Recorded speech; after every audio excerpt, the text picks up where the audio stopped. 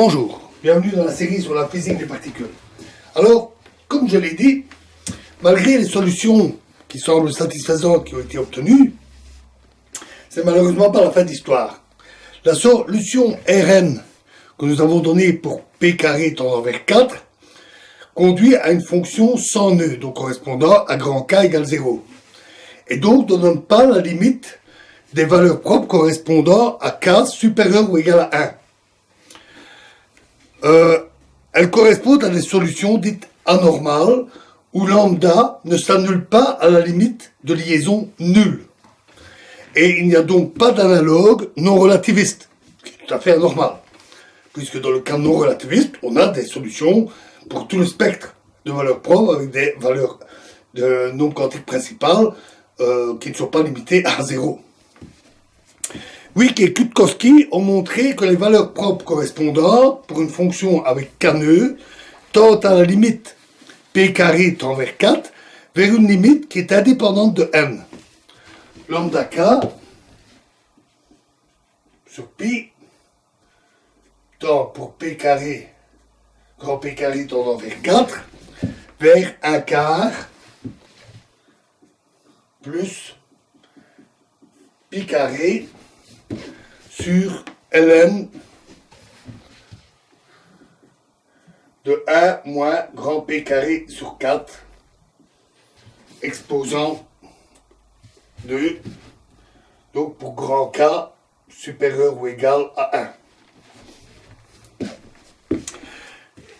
Et on voit que ces valeurs propres ont tendance à diverger. Ce n'est pas la seule maladie de ce modèle. Il est possible d'étudier les corrections à l'ensemble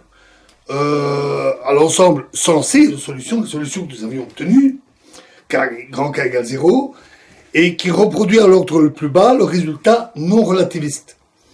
Le résultat de cette analyse montre que 2n epsilon sur lambda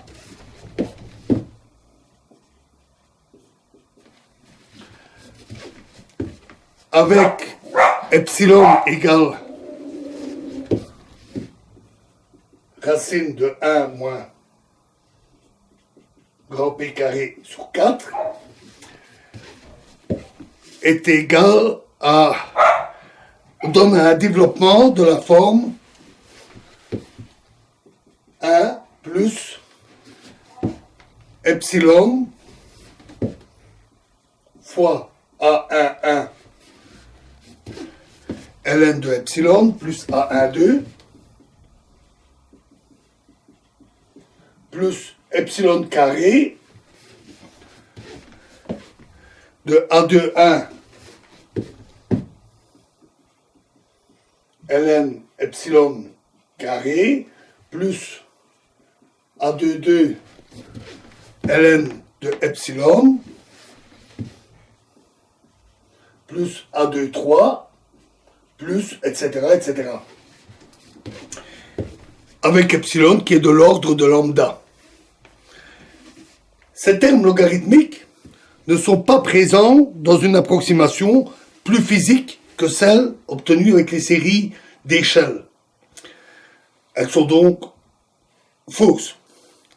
Comme si cela ne suffisait pas, Nakanishi a montré que certaines solutions ont une norme négative, qui là est carrément hérétique.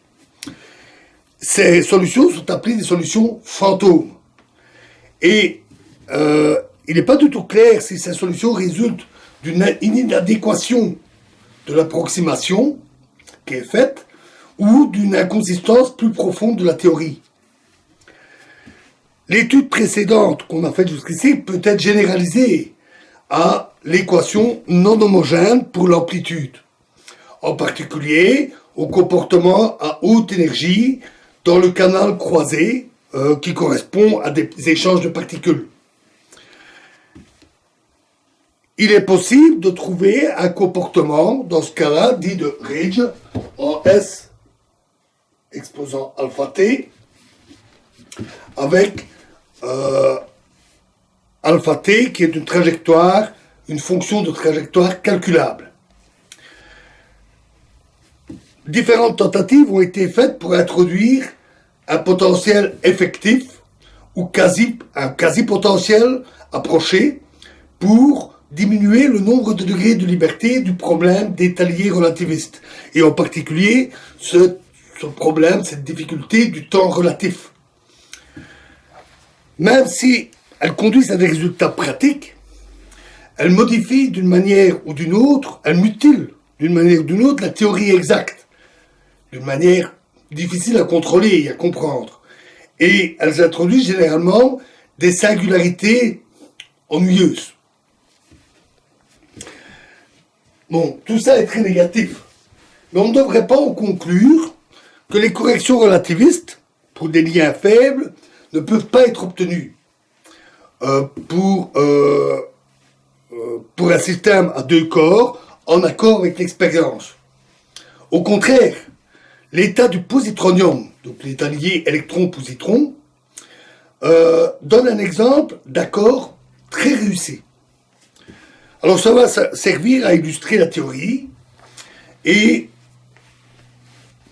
en fait, pour être totalement honnête, on doit admettre que des prédictions précises avec cette approche du positronium nécessitent un certain art du théoricien pour trouver les bonnes manières de faire.